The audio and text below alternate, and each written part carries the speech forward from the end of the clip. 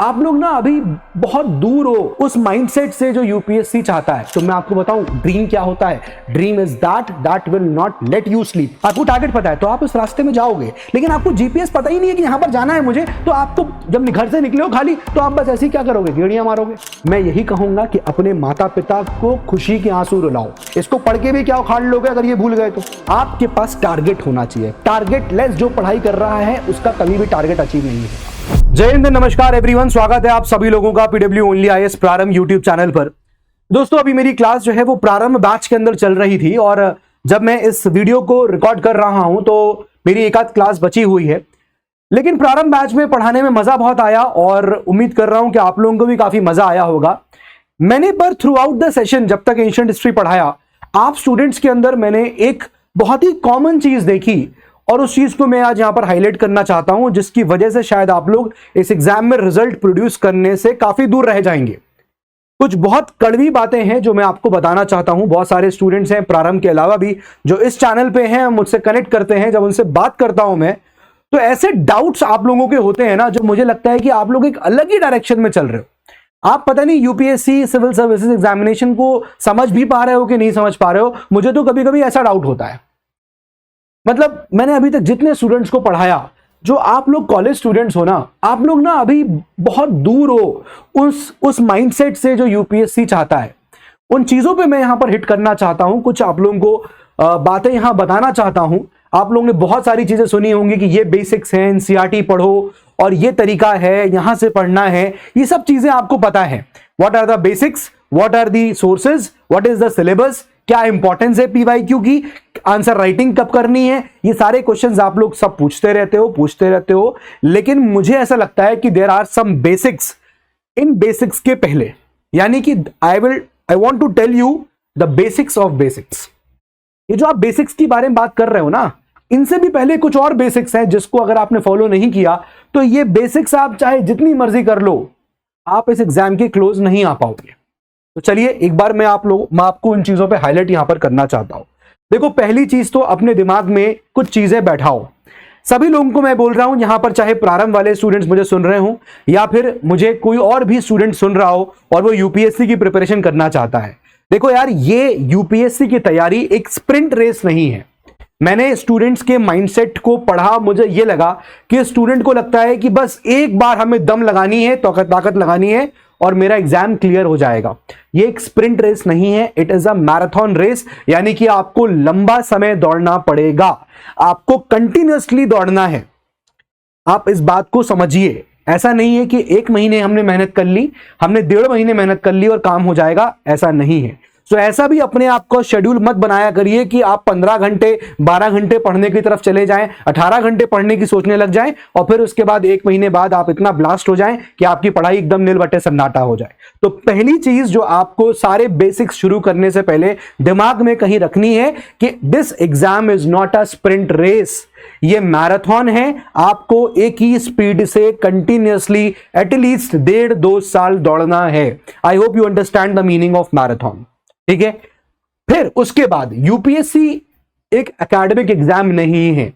मैंने कॉलेज के स्टूडेंट्स को खासकर पढ़ाते वक्त ये समझा, प्रारंभ वाले बच्चे खास तौर से, और जो इस चैनल पे भी पढ़ रहे हैं हमसे फ्री बैच में, जो एनसीईआरटी सीरीज में, मैंने उनके डाउट से समझा कि आप लोग इस एग्जाम को एक एकेडमिक एग्जाम समझ रहे हो। आप इसको 12th का भी एग्जाम समझ रहे हो कि 100 में से 95 नंबर आएंगे, 99 मार्क्स आएंगे। मैंने कोई क्वेश्चन लेक्चर, मैंने कोई टॉपिक लेक्चर में पढ़ लिया तो उसका पीवाईक्यू मुझसे 100% सॉल्व हो जाए। भाई, तुम जिस साल AIR 1 भी लेके आओगे ना, उस साल भी तुम्हें 50 से 60% ही चीजें आ रही होंगी, इसके बाद तुम्हें नहीं आएंगी प्रीलिम्स के अंदर। आप इस बात को समझिए कि यह एक एकेडमिक एग्जाम नहीं है। इस बात को आपको दिमाग में बैठाना पड़ेगा। समझ में आ रही है बात? यानी कि यूपीएससी हमेशा आपसे कुछ ऐसी चीजें पूछेगा हर साल जो हमेशा नहीं होंगी, आप उन चीजों तक नहीं पहुंच पाओगे। ठीक है, आपको समझना है कि 50% 60% पे आपकी ऑल इंडिया रैंक 1 भी आ सकती है, कोई बड़ी बात नहीं है। तो हमारा जो अप्रोच है वो ये कि कंपटीशन वाली होनी चाहिए। हम उन एरियाज को पढ़ें जहां से सवाल अक्सर पूछे गए हैं, और जब सवाल टफ होता है तो अगर आप भी उस क्वेश्चन को नहीं कर पाओगे, मैक्सिमम लोग नहीं कर पाएंगे, सवाल टफ है तो आप भी नहीं कर पाओगे तो कोई बड़ी बात नहीं है, लेकिन जब सवाल इजी होता है मैक्सिमम लोग उस क्वेश्चन को करेंगे, आप नहीं कर पाओगे तो वहां आप बाजी हार जाते हो। इसीलिए इस बात को समझिए कि हम जो भी पढ़ रहे हैं, जितना भी पढ़ रहे हैं, उसको हमें सॉलिड पढ़ना है। ये अप्रोच है, ये एकेडमिक नहीं है कि मेरे पास एक सिलेबस है, मेरे पास यहां कुछ किताबें हैं अपने कोर्स की और मुझे ये किताबें खत्म करनी है और मैं फिर 100 में 100 नंबर लाने लायक हो जाऊंगा। आई चैलेंज एंड व्हाट, मैं क्या, यूपीएससी आपको खुद चैलेंज करता है कि भाई तुम्हारी जिस साल AIR 1 भी आई है ना, तो भी तुम्हारे 60% नंबर ही थे, 40% तुमको फिर भी नहीं आ रहा था। तो एक दिमाग में ये बैठाल के चलिए कि एकेडमिक एग्जाम ये नहीं है।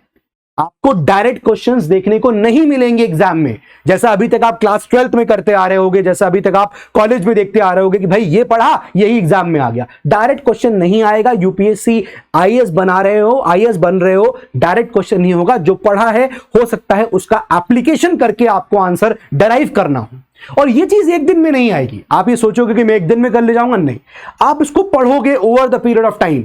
मैं आपको चैलेंज कर रहा हूं कि आप एनसीईआरटी RS शर्मा एग्जाम्पल लेके चल दूं घर, आप जितनी बार उस एनसीईआरटी को पढ़ोगे कम से कम 4-5 बार में आपको हर बार कोई चीज अपने दिमाग में फिट होगी कि अच्छा ये ऐसा था, अच्छा ये इस प्रकार था। आप ज्यादा रिफाइन होते चले जाओगे। So this is an academic exam, और उसके बाद भी this is not an academic exam, और उसके बाद भी आपके 60% मार्क्स ही आ रहे होंगे। ठीक है, तो एक बात ये ध्यान रखिएगा। दूसरा, आंसर राइटिंग एक दिन में नहीं आएगी, एक बात ये समझ लीजिए। स्टूडेंट्स को, आप लोगों को डीएमपी मिलती है, यानी कि जो स्टूडेंट्स बैच के हैं उनको मेंस प्रैक्टिस के लिए क्वेश्चन मिलते हैं। जो लोग बैच के नहीं हैं वो लोग भी कहीं ना कहीं से क्वेश्चन प्रैक्टिस कर रहे होंगे। तो पहली अप्रोच ये मत रखिए कि मुझे पहली बार में 150 वर्ड्स लिख देने, नहीं, एक बार में नहीं होगा। आपको पहली बार जब आंसर लिखने बैठ रहे हो, जो भी आ रहा है आप उसको लिखिए, जो भी आ रहा है। वर्ड लिमिट का कतई ध्यान मत रखिए कि मुझे इस वर्ड लिमिट में लिखना है, पहले तो लिखिए। बहुत सारे लोग लिख ही नहीं पा रहे हैं और आप आंसर राइटिंग को समझ ही नहीं पा रहे। बस आप एक बार, एक दिन लिखे, 5 दिन लिखे, 10 दिन लिखे, आप उलझने लगते हो, अरे मुझसे नहीं हो रहा है, मुझे समझ में नहीं आ रहा है।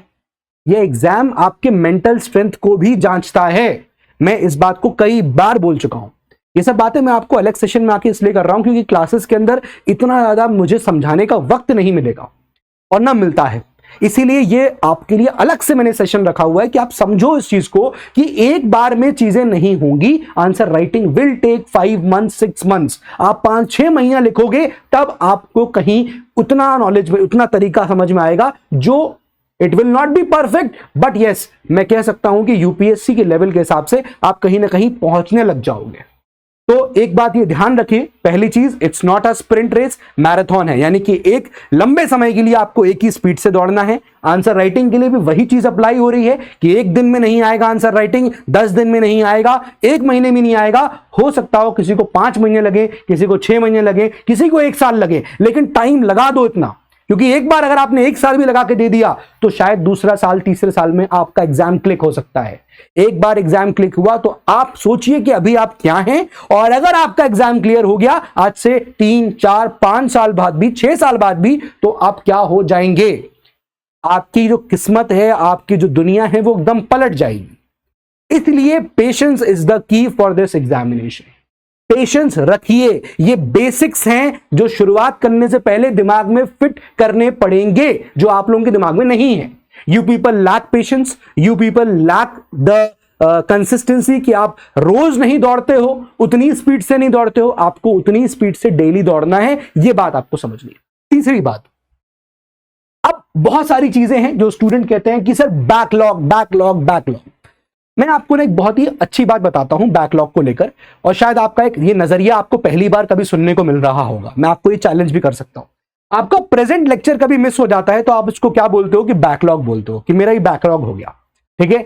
बट क्या मैं आपसे पूछूं कि भाई जो लेक्चर मैंने आज से 1 महीना पहले, 2 महीना पहले पढ़ाया था, आपको वो याद है? तो आप कहोगे सर भूल गए। बहुत सारे स्टूडेंट्स ये भी कहते हैं ना कि सर पिछला वाला क्या था वो भूल गए, वो भूल जा रहे हैं, वो भूल जा रहे हैं। एक बात समझ लीजिए कि अगर आप प्रीवियस लेक्चर को रिवाइज नहीं कर रहे हो और आप प्रेजेंट लेक्चर मान लो मिस नहीं करते हो, आप सारे प्रेजेंट लेक्चर कर रहे हो, there is no backlog, there is no backlog, but आप प्रीवियस लेक्चर्स भूलते जा रहे हो, you are not revising, this is also a backlog. यार तुम ये ना पढ़ो और ये रिवाइज कर लो, मैं उसको ज्यादा बेटर मानूंगा। तुम ये मत करो, अगर तुम्हारे पास टाइम थोड़ा कम है, मैं कहूंगा that you don't go for this present lecture, you should go for a revision of the previous lectures, because ये ज्यादा इंपॉर्टेंट है। जो तुम टाइम लगा चुके हो वो भी खराब हो रहा है, अगर उसको भूल रहे हो तो भाई एक तो तुम प्रीवियस टाइम भी खराब कर चुके हो, और आज प्रेजेंट जो पढ़ रहे हो, because you will not revise this after 15-20 days, तो तुम्हारा आज का भी टाइम खराब ही हो रहा है इस वक्त। आप मेरी बात को समझ रहे हो? ये भी बैकलॉग है और ये भी बैकलॉग है, ये बहुत गंदा बैकलॉग है, इस बात को समझो। आपने इसको 1 महीना पहले पढ़ा, आपने रिवाइज नहीं किया, आप भूल गए, इसका मतलब कि बैकलॉग है यार। या तो तुम नया पढ़ लो, पुराना भूलते जाओ, या पुराना पढ़ लो, रिवाइज कर लो और नया मत पढ़ो, तो भी बैकलॉग है। इसीलिए बार बार जो पॉइंट कहना चाहता हूं, fit this in your mind that नया पढ़ने से बेटर है पुराना रिवीजन करना। यह बात समझ लो, इसको कहीं बैठा लेना दिमाग में, दिल में, जहां तुम्हें मन करे, यह बात समझ लेना दैट प्रीवियस लेक्चर्स का बैकलॉग यानी कि रिवीजन ना करना will also create a backlog. Previous lectures को रिवाइज ना करना इज ऑल्सो अ बैकलॉग। क्यों? क्योंकि इसको भूल जाओगे, फिर दोबारा उतना ही टाइम दोगे। बात समझ में आ रही है? कहीं कहीं ऐसा होगा किसी स्टूडेंट्स के साथ कि हम प्रेजेंट कर रहे हैं, अब बैलेंस कैसे करना है, प्रेजेंट करते जाओ, लेकिन यहां अगर कुछ भूल भी रहे हो तो इतने टाइम में रिवाइज कर लो कि ऐसा ना हो कि आप एकदम जीरो पे पहुंच जाओ। 1 महीने बाद उठाया, पता चला नील बटे सन्नाटा, क्या चल रहा है पता ही नहीं, फिर से लेक्चर देखना पड़ रहा है। वो नहीं होना चाहिए। एटलीस्ट जो प्रीवियस लेक्चर्स हैं आप उनको पलटते रहिए, हर हफ्ते देखते रहिए। मैं कह रहा हूं भले ही आप नए की तरफ ना जाएं, मैं इसलिए बोल रहा हूं क्योंकि आप अगर कोई चीज 7 बार पढ़ लेंगे, रिवाइज करेंगे कम टाइम के अंदर, 4 बार 3 बार 5 बार रिवाइज कर लेंगे, तो मैं इतनी गारंटी दे रहा हूं कि आप उसमें नील बटे सन्नाटा तो नहीं होंगे। You will retain something. The more you revise, वो उतना सॉलिड होता चला जाएगा। ये बात आई थिंक आप लोगों को समझ में आ गई होगी। ठीक है, तो जब मैंने पढ़ाया प्रारंभ बैच में, या जब मैं इंटरेक्ट करता हूं अपने स्टूडेंट्स से टेलीग्राम के ऊपर भी, आप लोगों के डाउट्स देखकर मुझे ये लगा यू पीपल बेसिक्स को छोड़ दीजिए, आपको पहले बेसिक्स के भी कुछ बेसिक पता होने चाहिए। वो ये बेसिक्स हैं। It's not a sprint race, it's a marathon race. It's not an academic exam, it's a competitive exam. Answer writing एक दिन में नहीं आएगी, और रिविजन इज द की।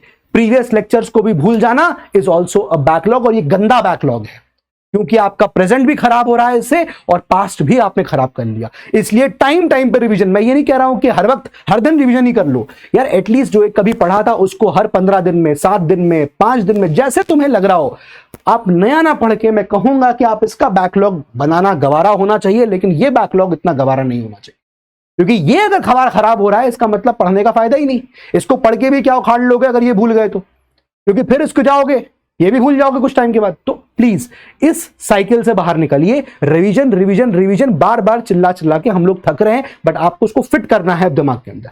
ठीक है, तो यूपीएससी का एग्जाम इन 3 चीज से समझ में आया, एक क्रक्स में, कि ये एक तपस्या है। ये तपस्या है, आपको एकदम तपस्या में लीन होना है। ये एक ऐसी चीज है जो आपको एक भक्त की तरह होना है यूपीएससी का। आप भक्ति समझते हो ना, एक जो भक्त होते हैं ईश्वर के लिए, उनको फर्क नहीं पड़ता। आप जाओ, कहीं भी चले जाओ, आप किसी भी यात्रा पे चले जाओ, कोई तीर्थ यात्रा पे जा रहे हो, जो भी वहां पर भक्त होते हैं ना, उनको नहीं फर्क पड़ता कितनी ठंड है, वो क्या कितना एडवर्स कंडीशंस है, दे जस्ट गो, क्योंकि वो इतना ज्यादा फेथ है, भक्ति है। वैसी भक्ति आपके अंदर होनी चाहिए, वो तपस्या आपको करनी पड़ेगी। ऐसे ही आप अलग नहीं होगे दुनिया से। ठीक है, ये एनसीईआरटी पढ़ना, आंसर फैक्ट पढ़ना, द हिंदू पढ़ना, इंडियन एक्सप्रेस पढ़ना, ये सब चीजें हो जाएंगी अगर आपके दिमाग में ये बेसिक्स हैं।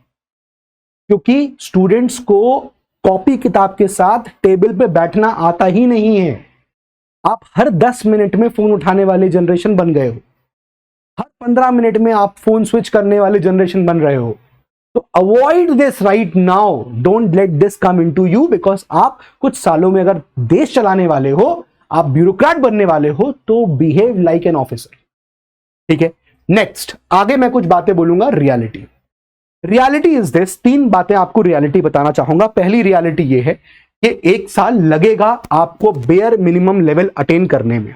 होता यह है कि 1 साल के अंदर ही स्टूडेंट्स गिव अप कर देते हैं कि अरे यार नहीं हो रहा है। क्यों? क्योंकि हम पीछे वाला भूलते जा रहे हैं, हमें नई चीजें समझ में नहीं आ रही हैं, ना समझ में आए, भूलते रहो, रिवाइज करते रहो, आपको लगेगा एक साल में मैं अपनी इतनी बड़ी जर्नी में सिर्फ इतना आगे बढ़ा हूं। कोई बात नहीं, क्योंकि ये जो आप इन्वेस्ट करते हो ना अपना टाइम, अपनी एनर्जी इस एग्जाम के फर्स्ट ईयर में, ये आगे चल के कंपाउंडिंग होती है इसकी। सुना होगा कंपाउंड इंटरेस्ट होता है बैंक में, कंपाउंडिंग होती है। अगर अभी आपकी इतनी बड़ी जर्नी है और आप एक साल में सिर्फ इतना ही बड़े हो, तो याद रखना कि ये जो भी आपने ग्रोथ करी है अपनी इतनी सी भी, वो एकदम सॉलिड होनी चाहिए। ऐसा ना हो कि वो एक साल भी आपका खराब हो जाए, दूसरे साल में गए तो पता चला पहले साल का कुछ याद ही नहीं है। जितना करो उतना ही बहुत है, क्योंकि आपको पता है कि इतनी जर्नी में से 60% में काम हो जाएगा। तो अगर आप पहले पार्ट में आपने 10% भी अचीव किया तो भी कोई बात नहीं, क्योंकि सेकंड वाली जर्नी में आप 30% तक पहुंच जाओगे। ये मेरा चैलेंज है। क्यों? क्योंकि आपका नीड स्ट्रांग हो जाएगा, आपके बेसिक स्ट्रांग होंगे, आपको इंटरेस्ट डेवलप होगा। स्टूडेंट्स को इंटरेस्ट ही नहीं है, they lack interest and they do not put an effort to develop interest. आप इंटरेस्ट भी लैक करते हो और आप एफर्ट भी नहीं डालते हो इंटरेस्ट को बनाने में। एक साल लगेगा, ये बात यहां से समझ लीजिए। अगर आपने ख्वाब देखा है आईएएस बनने का, तो मैं आपको बताऊं ड्रीम क्या होता है। Dream is that will not let you sleep. अगर आप कुछ और भी सोच रहे हो तो आपका वो सपना है ही नहीं। एक सपना है ना, मेरा ख्वाब है कि ये करना, वो कैसा ख्वाब अगर आप उसके लिए पागल नहीं हो, आप उसके लिए शिद्दत से लगे नहीं हो, इसका मतलब you have always something else in mind. वो नहीं करना है तो एक साल लगेगा। बेयर मिनिमम लेवल अटेन करने का मतलब है एक लेवल है। यूपीएससी एग्जाम को जब आप देते हैं ना, तो एक लेवल है, जितना इतना तो फॉलो करना ही, इतना तो आपको अटेन करना पड़ेगा उस एग्जाम को देने के लिए। तो वो अटेन करने में एक साल लगेगा, उसको पेशेंटली एक साल दीजिए, लेकिन ईमानदारी से। दूसरा, रियलिटी इज टैलेंट इस एग्जाम में सेकेंडरी होता है। इस एग्जाम में, सिविल सर्विसेज एग्जामिनेशन में, ये बहुत खूबसूरत बात है इस एग्जाम की कि ऐसा नहीं है कि आईआईटी का बंदा ही आपको इस एग्जाम को क्रैक करता मिलेगा लेकिन बीए वाला नहीं मिलेगा, ऐसा नहीं है। This exam is more of hard work, क्योंकि रिवीजन सबको चाहिए पड़ता है। बस फर्क यह है कि कोई ज्यादा शार्प होता है दिमाग से, कि वो जल्दी चीजें रिटेन रखता है, ज्यादा देर तक चीजें रिटेन रखता है, कोई कम रखता है। लेकिन इस फर्क को भी ब्रिज किया जा सकता है। कैसे? बार बार चीजों को रिवाइज कर करके। एक टाइम ऐसा आएगा कि आप उसके इक्वल हो जाओगे। जो आपको 5 महीने लगे, 4 महीने लगे आपको चीजें अपने अंदर उस चीज को रिटेन करने में, अगले ने 1 महीने में करी तो आपने 4 महीने में करी, कोई बात नहीं, लेकिन नेक्स्ट 4 महीने आप भी उसे 2 महीने में ले आओगे। तो don't lose hope is the moral of the story. समझ रहे हो बात को? So talent is secondary, working hard is very crucial for this exam. कहीं भी आपको ये दिमाग में नहीं आना चाहिए कि आई एम नॉट टैलेंटेड। अगर आप हार्ड वर्क कर रहे हो तो बहुत टैलेंटेड देखे हैं जो इस एग्जाम में रह गए हैं, और बहुत मैंने देखे हैं जो एकदम ऐसे स्टूडेंट होते हैं जिनका एकदम समझ लीजिए क्लास 12 तक एकदम कहानी खराब होती है, they don't have any story and the story is very worst, और फिर वो एकदम एडवर्स करते हैं क्योंकि वो जुनून आता है कि ये नहीं तो कुछ भी नहीं। Develop this attitude. Aspirant lakhs 3D formula. 3D formula हमारे टीचर्स भी हमको बोलते थे। 3D फॉर्मूला क्या है? What is 3D? पहला है डी। आपने इसको लेकर मेरा एक शॉर्ट भी देखा होगा, मैंने एक उसको पॉडकास्ट में भी बोला था कि 3D फॉर्मूला इज, जो हमारे टीचर्स भी हमको बताते थे, डिसिप्लिन, डिवोशन एंड डेडिकेशन। ये 3 चीजें आपके अंदर होना बहुत जरूरी है। डिसिप्लिन, ये सब चीजें जो आपको करनी है, इन सब में पहली चीज एनसीईआरटी पढ़ना है, आंसर राइटिंग करनी है। ये सब सेकेंडरी है दोस्त, जब तक आपके अंदर डिसिप्लिन नहीं है। आप एनसीईआरटी पढ़ रहे हो, 5 दिन पढ़े 5 दिन नहीं पढ़े, कोई फायदा नहीं। It is you are zero. इस एग्जाम में डिसिप्लिन चाहिए, इस एग्जाम में कंसिस्टेंसी चाहिए। आप मेरी बातों को समझ रहे हो? Discipline is what you need. Answer writing 1 दिन किया, 5 दिन नहीं किया। आप सोचो मैं कर तो रहा हूं आंसर राइटिंग, फिर 6वें दिन बैठे तो अपन ने दिन भर आंसर राइटिंग किया, ऐसे काम नहीं चलेगा। आपको 24 घंटे पढ़ना नहीं है, बट आपको 24 घंटे में से, मतलब आपको 24 घंटे आपको हर वक्त यू हैव टू ट्राई कि मुझे अपने दिमाग और अपने अराउंड हर वक्त उस अपने ड्रीम को ही रिवॉल्व रखना है, so that you remain in that environment always.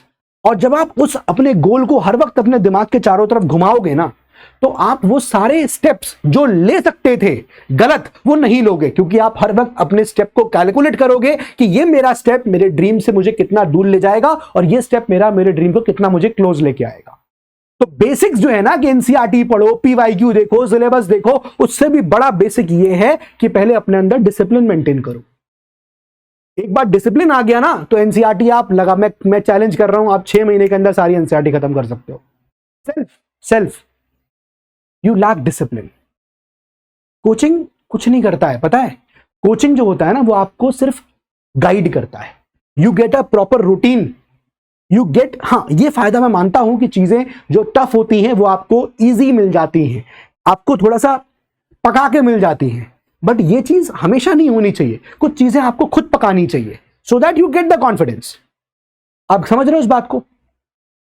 3D formula hopefully clear होना चाहिए। डिसिप्लिन, दूसरा है डिवोशन। डिवोशन का मतलब मैंने बताया भक्ति। एक बार आपके अंदर डिसिप्लिन आ गया कि यार मुझे डेली करना है और आप डेली करने लग गए, then it will be like a devotion. आप भक्त की तरह हो जाओगे। दुनिया इधर से उधर हो जाएगी लेकिन आप कभी भी उस चीज को बिना पढ़े सो ही नहीं पाओगे, वो काम करे बिना सो ही नहीं सकते। डिवोशन, एंड देन आपके अंदर डेडिकेशन होना चाहिए। एक बार डिसिप्लिन और डिवोशन आ गया तो उसको डेडिकेशन के साथ यहां पर अपने गोल को अचीव करने के लिए लग जाइए। ठीक है, ये 3D फॉर्मूला आपके लिए बहुत इंपॉर्टेंट है। Why you fail? लेकिन फेल क्यों होते हैं? सब चीजें लोगों को पता है, फिर भी लोग फेल क्यों होते हैं? पहला रीजन है कंसिस्टेंसी नहीं होती है। 99% student fail because they don't have consistency. मैंने ये आप लोगों के अंदर भी देखा है, आप लोग कंसिस्टेंट नहीं रहते हो। अपने अपने अपने आप से सच पूछ के देख लेना, अपने आप से सवाल करना, आर यू कंसिस्टेंट? और मैं सच कह रहा हूं कि, और मुझे बता देना कितने लोग यहां पर कह सकते हैं प्राउडली कि yes sir I am consistent. और अगर आप कंसिस्टेंट हो then you will definitely give the result one day. Consistency is that. ठीक है, हफ्ते में एक आध दिन हो गया, हम टाइम टेबल से अपने रूटीन से भटक गए, भटक क्या गए, चलो ठीक है, अपने आप को रिलैक्स कर दिया। लेकिन कंसिस्टेंसी का मतलब यह है कि अगर आपको 7 दिन है हफ्ते के अंदर तो 7 दिन में आप 5 दिन वही फॉलो करें, 2 दिन अपने आप को रिलैक्स कर लें, नॉट अ बिग प्रॉब्लम। ठीक है ना, कंसिस्टेंसी। दूसरी बात, व्हाई यू फेल? बिकॉज आप मनमौजी वाले लोग होते हो। आप क्या कहते हो कि यार चलो ठीक है अभी ये काम कर लेते हैं, बाद में इसको कर लेंगे, अभी दोस्त आया है बाद में कर लेंगे, चलते हैं। दोस्त ने कहता चलोगे? हाँ चलो चलते हैं, 5 मिनट में होके आ जाएंगे, 10 मिनट में होके आ जाएंगे। ये इस चीज को खत्म करो। डोंट बी अ मनमौजी पर्सन। वो लोग कहते हैं ना, अरे चलो यार ये सब जिंदगी दोबारा नहीं मिलेगी, चलो अभी मेमोरीज बनाओ। क्या बताओगे अपने बच्चों को? इस तरह की बड़ी बड़ी बातें कॉलेजेस में होती है। क्या बताओगे बच्चों को अपने? क्या कहानी सुनाओगे? यही सब जिंदगी में सब किया। डोंट बी अ मनमौजी पर्सन, पहली चीज तो, क्योंकि आपको प्लान्ड होना पड़ेगा। एक आईएएस ऑफिसर हमेशा प्लान्ड होता है। जो भी रैंक निकालते हैं ना, जो भी सिलेक्ट होते हैं, उनके अंदर और आप अपने अंदर अभी डिफरेंस देख लेना। अभी सेलेक्ट तो हुए नहीं हो, अगर मेरा वीडियो देख रहे हो अभी सेलेक्ट तो हुए नहीं हो आप, मैं मान के चल रहा हूं, तो आप अपने और उनके अंदर का फर्क देखो ना। Knowledge you will gain with time, knowledge आपको समय के साथ आ जाएगी, लेकिन जो अभी फर्क है एक राइट नाउ 2024 में जो यूपीएससी क्रैक करके बन चुका है आईएएस, और एक वो जो आप हो, दोनों में फर्क पता क्या है? ये उन वैल्यूज का जो मैं वैल्यूज आपको बता रहा हूं, और ये वैल्यूज जो है ना, ये एक ही बार डेवलप हो जाती हैं, एक बार में। आपने अगर जिद ठान ली तो डेवलप हो जाएंगी। नॉलेज विद टाइम ही मिलेगी। दोनों में फर्क आपका समय का है। उन्होंने जल्दी शुरू किया था इसलिए वो 2024 में आईएएस है, आप बाद में शुरू कर रहे हो, छोटे हो एज में तो आप बाद में बन रहे हो, ये हो जाएगा। बट आप में और अभी उनमें फर्क जो है बेसिक समझो, वो है इन वैल्यूज का जो आप अभी लैक कर रहे हो। और समझो कि वो लोग अगर आईएएस हैं तो उनके अंदर ये वैल्यूज हैं। They were consistent, they were running the marathon for very long years, they were having the triple D formula, discipline in the life, they were doing the work with dedication. ये सब चीजें उनकी चल रही थी। तुम लोगों का कोई भी सेट रूटीन नहीं है, लिविंग इन फेरी लैंड, बस फेरी लैंड में चल रहा है। दोस्तों के साथ निकल गए और जब मर्जी चाहे तब निकल गए। मैं ये नहीं कह रहा हूं मत निकलो, सब चीजों का टाइम होना चाहिए। यही तो एक आईएएस ऑफिसर की अंदर की क्वालिटी होगी। कभी कभी निकल गए दोस्तों के साथ, ठीक है, लेकिन हर रोज, किसी दिन सुबह 8 बजे तो किसी दिन शाम को 8 बजे, किसी दिन शाम को 5 बजे, किसी दिन रात को 9 बजे, ये नहीं होता है भाई, ये नहीं होना चाहिए। एक सेट रूटीन हो और आप उस रूटीन को यहां पर फॉलो करें, फेरी लैंड में ना रहे। ये मैं आप लोगों से दरख्वास्त करूंगा। No control on your senses, आप लोगों को अपनी इंद्रियों पे कंट्रोल नहीं है। जो व्यक्ति अपनी इंद्रियों पे कंट्रोल नहीं कर सकता है वो एक जिला क्या कंट्रोल करेगा, ये मैं आपको तल्ख बात बोलता हूं। हमें अपनी इंद्रियों पे कंट्रोल नहीं है, हमें अपनी आंखों पे कंट्रोल नहीं है, हमें अपनी जबान पे कंट्रोल नहीं है। हमें क्रेविंग हो रही है मीठा खाने की तो हम खा लेंगे, we know that too much of sweets is also bad for, can be bad for our health also. हमको पता है too much of spiciness can also be bad for our health, हमारे लिए खराब भी हो सकता है बहुत ज्यादा स्पाइसी खा लिया तो पॉइंट इज कि हमको चीजों को कंट्रोल करना आना चाहिए। ये नहीं कि अभी मुझे इस चीज की क्रेविंग हो रही है तो मुझे अभी मिल जाए, ये चीज आप समझो। तो you should have control on your senses. अपनी आंखों पे कंट्रोल करो, अपनी जबान पे कंट्रोल करो, अपनी हर मतलब you should have the control on yourself.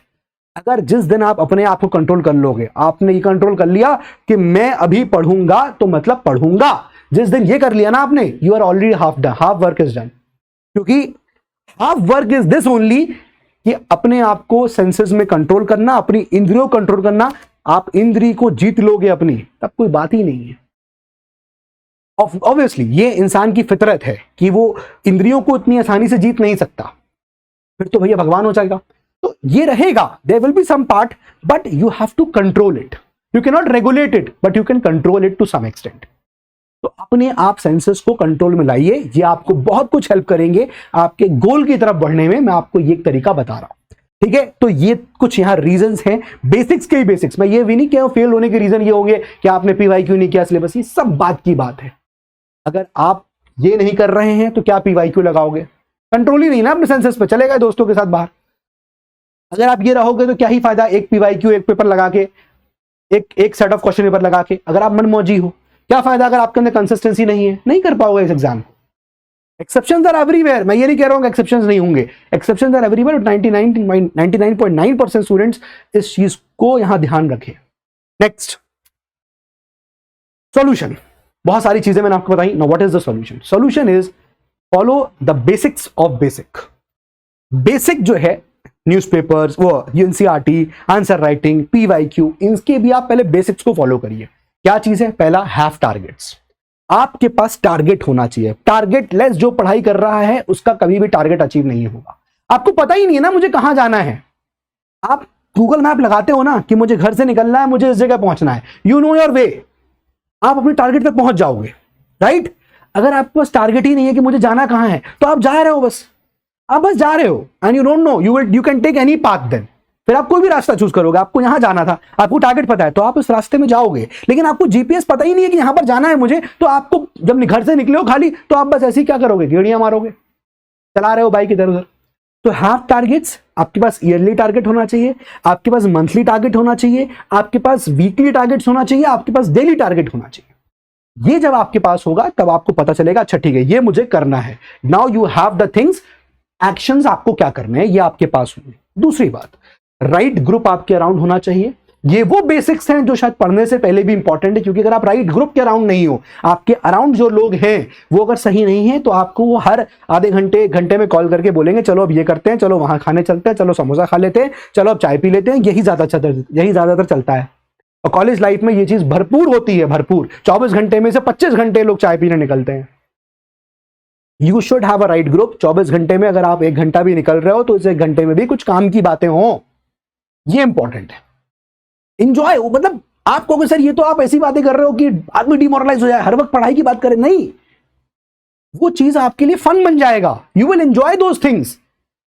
आप उन टॉपर्स को देखो और उनकी बात करने का तरीका, जो भी टॉपर है कभी उसके अराउंड आओगे, खड़े होकर देखो उसके सामने, खड़े भी नहीं हो पाओगे आप उसके सामने। क्यों? क्योंकि वो आपसे अलग पता किस चीज में है। आपको क्या लगता है वो हमसे बहुत ज्यादा नॉलेजेबल है, हमसे बहुत ज्यादा जानता है, इसलिए हमसे अलग है। नहीं, you are wrong in this way.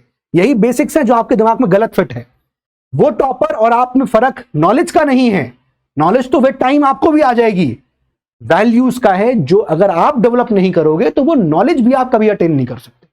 Knowledge can not be attend without the values. ध्यान रखना, वैल्यूज हैं तो नॉलेज आप अटेन कर सकते हो विद टाइम। तो जिंदगी ना मिलेगी दोबारा वाले कुछ अगर फ्रेंड्स आपके हैं कि यार ये जिंदगी दोबारा थोड़ी आएगी, भाई तुम मुझे ये बताओ, क्या अगर 3 साल के बाद आईएएस बन गए तो क्या उसके बाद जिंदगी जीना छोड़ दोगे क्या? मान लो 28 साल में 27 साल में अगर आप सेलेक्ट हो गए, एक आईएएस अधिकारी बन गए, तो क्या उसके बाद जिंदगी आपकी खत्म? यही 3 साल है जिंदगी के। मैं इसको इस तरह से लेता हूं भाई, देखो ठीक है। और दूसरी बात, कोई ये भी नहीं कह रहा है कि अगर आपको ये चीज फन नहीं लग रहा, अच्छा ठीक है चलो मान ली कि भैया कॉलेज का टाइम एंजॉय करना, तो कर लो एंजॉय, जाओ कर लिया एंजॉय। अब कॉलेज खत्म हुआ, अब क्या करोगे? यही काम करोगे। क्या कर लिया, क्या कर लिया सर, एंजॉय कर लिया। यही काम अगर 3 साल में आईएएस बन गए होते तो अब यहां से 33 साल 50 साल एंजॉय करते, लेकिन अभी 3 साल एंजॉय करके अब ये पशुपेश में हो कि अगले 50 साल कैसे रहेंगे। तल्ख बातें हैं, कुछ होंगे ऐसे जो इस वीडियो में कमेंट करेंगे अभी भी कि तुम अपनी कोचिंग के लिए ऐसी बातें बोल रहे हो। नहीं बोल रहा हूं कोचिंग के लिए, कुछ तल्ख बातें बोल रहा हूं, चुभेंगी इसलिए बोलोगे तुम, और बोलो मुझे फर्क नहीं पड़ता। अगर कुछ साल में देश चलाना है, बिहेव लाइक वन। आपको एक ब्यूरोक्रेट की तरह बिहेव करना पड़ेगा। Make your idol. देखो टॉपर्स को क्या किया है, सुनो उनको, उनकी बातें ही आपको अलग दिखेंगी, अलग दिखते हैं लोग। You have to behave like one. अगर आपके अंदर वो है कि मुझे देश चलाना है तो आपको अलग दिखना पड़ेगा। बात समझ में आ रहा है? And this is nothing but personality development. यही आपकी पर्सनालिटी है, यही आपका पर्सनालिटी डेवलपमेंट का पार्ट है। बोलने का तरीका, बैठने का तरीका, एड्रेस करने का तरीका, the way to talk to a girl, female, the way to talk to elders, the way to talk to your seniors, हर चीज, the way to put your word things, हर चीज आपके पर्सनालिटी डेवलपमेंट का part बनेगा। ये सब चीजें मैटर करती हैं। बात समझ में आ रही है? फिट इन योर माइंड 3 बातें। जुझारू बनना है। जुझारू का मतलब यह है कि दैट आपको जूझना पड़ेगा। नहीं हो रहा है फिर भी जूझना पड़ेगा, लगे रहना पड़ेगा। एक दिन आएगा ना जब आपको लगेगा यार नहीं हो रहा था, अभी 1% होने लग गया है, वो 1% भी आपकी जीत है। फिर एक दिन आएगा जब आपका 10% होने लग जाएगा काम। ये जुझारूपन ही आपको जीवन में एटलीस्ट ऊपर ले जा रहा है। नहीं निकलेगा यूपीएससी, आप स्टेट पीसीएस निकालोगे, आप कोई और एग्जाम निकालोगे, लेकिन आप लाइफ में कुछ बेटर कर रहे होगे। जीवन में जुझारू बनना जरूरी है, जूझना पड़ेगा चीजों से। कैपेबिलिटीज अच्छी हैं, समझ में आ जा रहा है जल्दी तो बहुत अच्छी बात है, नहीं समझ में आ रहा है तो जूझो, क्योंकि ऐसी कोई रॉकेट साइंस नहीं लिखी है जो आपके समझ से परे हो। तो जुझारू बनना is important. 3D formula apply करो, ये मैं आपको समझा चुका हूं। और तीसरा, हैव सेल्फ कंट्रोल। ये जो सेल्फ कंट्रोल आपके अंदर नहीं होता है, जब मर्जी चाहे तब उठ गए, जब मर्जी चाहे तब सो गए, जब मर्जी चाहे तब अपने कॉलेज चले गए। मतलब ऑब्वियसली कॉलेज का टाइम है, लेकिन कॉलेज का टाइम खत्म भी हो गया फिर भी थोड़ा सा एंजॉय चल रहा है। एक आध दिन कर लिया ठीक है, लेकिन होता क्या, एक आध दिन राइट टाइम घर आते हो, बाकी 5 दिन एंजॉय करते हो। Reality of life is this only right now, आप लोगों की चल रही है। तो हैव कंट्रोल ऑन योरसेल्फ। घर जाओ अगर टाइम बच रहा है, जब भी बच रहा है, ये फालतू चीजों में टाइम ना खराब करके अपने ऊपर टाइम सही जगह लगाओ। All the best, I wish you. और मैं आपको यही बोलूंगा कि द बेस्ट वे अपने आप को मोटिवेट करने का, ये आप कहते हो ना सर मोटिवेशन दे दो, भाई मोटिवेशन कुछ ऐसा नहीं है कि जो परचून की दुकान पे मिलता है, 5 रुपए का ले लिया, 10 रुपए का दे लिया, 1 महीने काम चल गया, ऐसा कुछ नहीं है। Best motivation is self motivation. Self motivate आपको होना जरूरी है। जब तक आपको कोई एक्सटर्नल फैक्टर मोटिवेट कर रहा होगा, तब तक आपको हमेशा दूसरे की जरूरत पड़ेगी मोटिवेट होने के लिए, और आप डीमोटिवेट होगे। जिस दिन आपका मोटिवेशन आप खुद हो जाओगे, उस दिन आपको कोई एक्सटर्नल फैक्टर गाइड नहीं करेगा, और उस दिन आपकी जीत बहुत ज्यादा पास आ जाएगी। मैं यही कहूंगा कि अपने माता पिता को खुशी के आंसू रुलाओ। इमेजिन करो उस दिन का कि आज आप पढ़ रहे हो, 3 साल 4 साल बाद अगर आपका रिजल्ट में नाम जब आ जाएगा, वो रिजल्ट जब दिखाओगे अपने पेरेंट्स को, आप अपने माता पिता को, भैया पिताजी माताजी, आपके माता पिता कोई, किसी के माता पिता किसान होंगे, किसी के माता पिता कुछ और ऐसा काम कर रहे होंगे, उनको जब जाके बताओगे कि पिताजी सिलेक्शन हो गया है, मैं आईएएस बन गया हूं, वो जो खुशी के आंसू आएंगे ना, वो खुशी के आंसू रुलाओ। वो दिन देखने के लिए आप तैयारी करो, उस दिन के लिए आप पढ़ाई करो। तो मेरी तरफ से यही सब बातें थी। ये सब मेरी एनालिसिस थे जो मैंने प्रारंभ के स्टूडेंट्स में किए, और मुझे लगता है कि ये सारे स्टूडेंट्स जो भी कॉलेजेस में हैं वो इसी तरह से इस एग्जाम को अभी तक देखते आए हैं। तो कुछ चीज़ें हैं जो समझिए उनको और अपनी लाइफ में अप्लाई करिए। ठीक है, so that's all from for today. मेरे साइड से मुलाकात करते हैं अपने अगले सेशन में। जय हिंद, जय भारत।